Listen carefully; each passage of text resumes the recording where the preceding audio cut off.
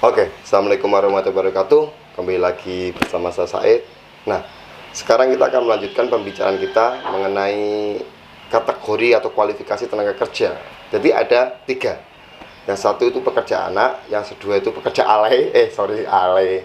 Belum dewasa kan alay. Jadi umur 12 sampai sebelum 18 itu namanya itu alay, atau yang kita sebut kalau dalam formalnya itu bahasa resminya itu orang muda. Jadi pekerja anak, muda, dan kemudian pekerja wanita. Ini yang akan kita bahas karena di Undang-Undang Ketenagakerjaan itu mengkhususkan 3 kategori ini. Kalau yang lain kan umum. Nah, kalau yang posisi pekerja anak itu ada di pasal 71 di Undang-Undang Ketenagakerjaan. Itu jika membuat perjanjian. Jadi kalau kita ngomong kerja, berarti kan kita ngomong kontrak nih atau perjanjian kerja. Itu anak tidak boleh tanda tangan, harus orang tua. Jika orang tua nggak ada, wali atau wali asuh. Wali asuh itu bisa ditetapkan di undang-undang atau bisa ditetapkan di lainnya. Nah gitu. Ditetapkan oleh pengadilan. Permohonan wali bisa dan sebagainya. Nah, orang tua atau wali. Yang ketiga itu dilakukan pada waktu siang hari, tidak boleh malam hari. Ini anak, tidak boleh malam hari anak. Ingat. Jadi itu pun maksimal kerjanya itu hanya 3 jam. Itu maksimal. Kerjanya apa itu ya? Kalau di Jakarta itu kan full day school kalau nggak salah. Jadi jam 7 sampai jam 3. Berarti dia hanya boleh kerja itu berarti hari Sabtu ya, karena tidak boleh. Jadi siang maksimal 3 jam, tapi tidak boleh mengganggu sekolah. Berarti kalau full day school itu kan kalau sampai jam 7 sampai jam 3 berarti jam 4 bisa jam 4 sampai jam 5 itu bekerja, sampai jam 6 bisa bekerja itu. Tapi nggak boleh malamnya, nggak boleh ya. Atau hari Sabtu atau hari Minggu itu bisa, karena libur dan lain sebagainya.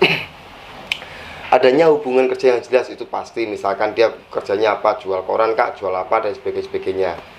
Itu di dewasa pun harus ada aturan itu, harus ada aturan mengenai hal itu.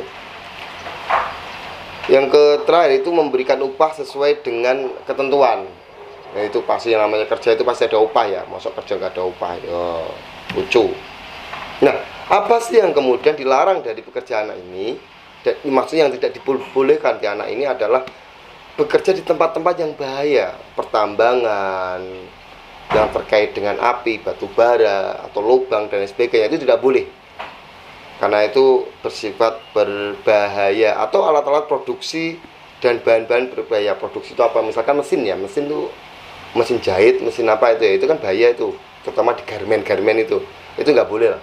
Garmen bahaya karena orang dewasa aja kalau garmen banyak kecelakaan kerja kan. Nah ini nggak boleh, karena kita khawatirkan yang namanya anak ini adalah generasi penerus bangsa kelak.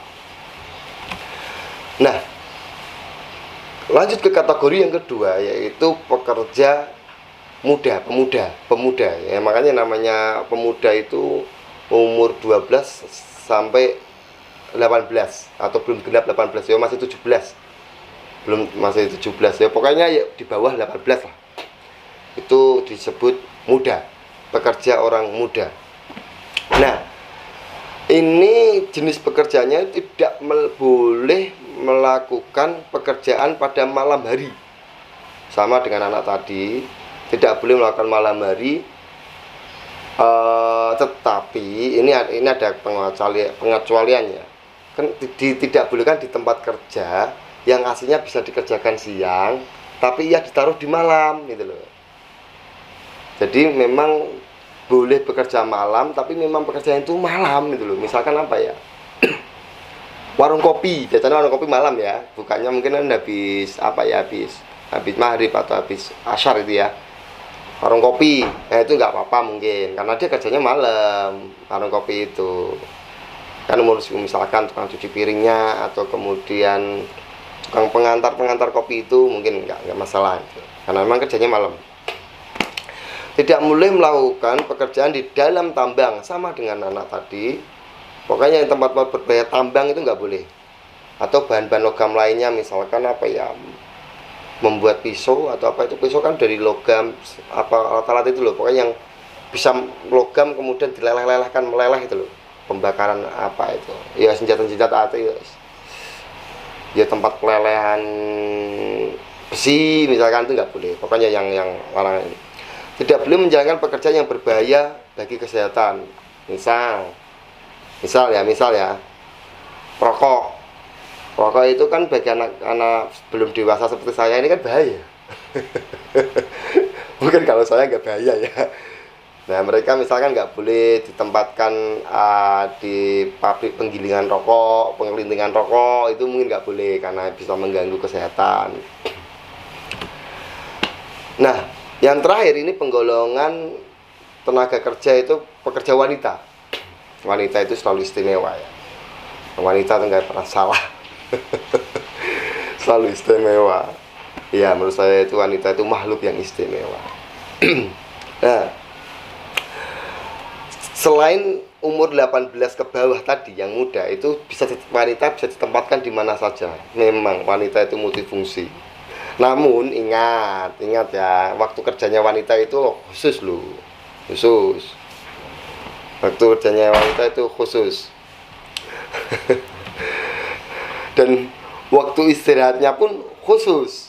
Kalau waktu kerja kemarin kita sudah bicarakan ya, kita sudah bicarakan mengenai berapa hari dan sebagainya, kita sudah bisa bicarakan. Kalau sebulan itu batas maksimal 21 hari, apa namanya, untuk 6 hari, misalkan untuk 6 hari kerja itu adalah 7 jam setiap harinya, atau dengan 40 jam setiap minggunya.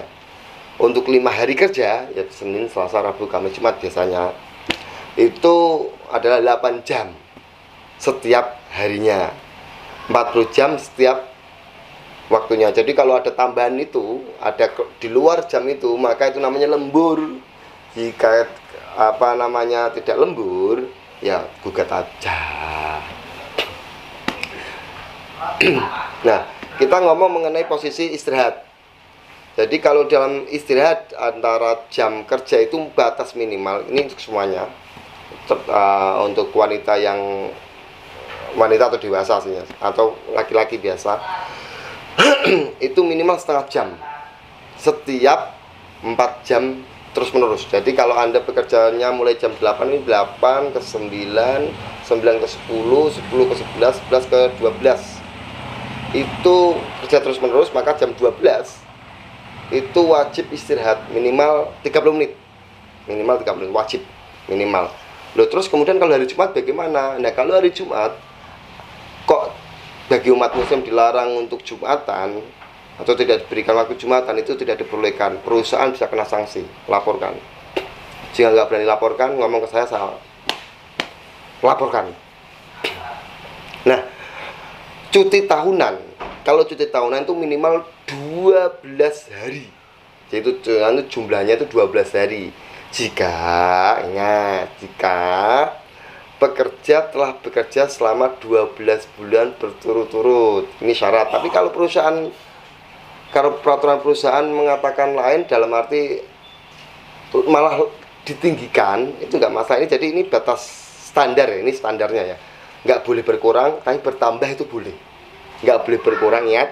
Ini standar, nggak boleh berkurang, tapi kalau bertambah itu boleh. Sama misalkan UMR, batas UMR itu 3.500.000. Kalau kurang dari itu nggak boleh. Tapi kalau tambah gajinya per bulan itu kan boleh. Nah, itu.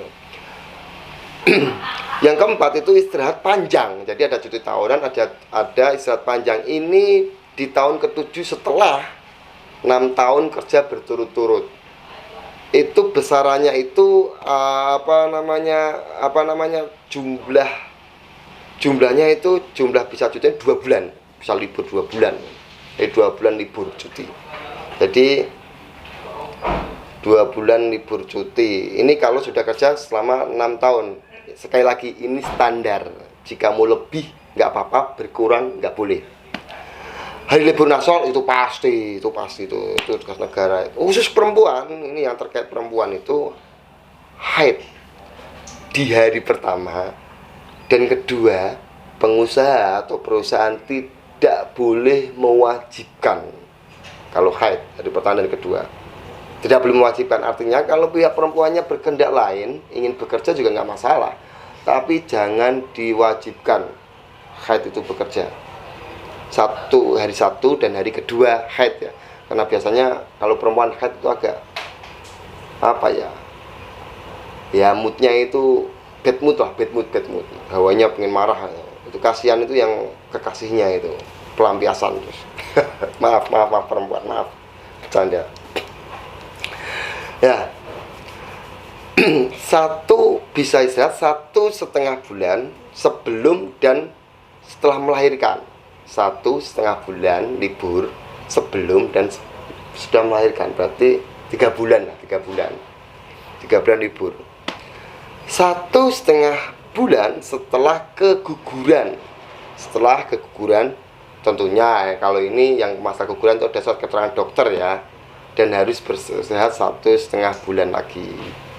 Nah, mungkin sampai situ ada pertanyaan bisa dicatat di YouTube, komen YouTube. Demikian, wal muwaffiq. Wassalamualaikum warahmatullahi wabarakatuh.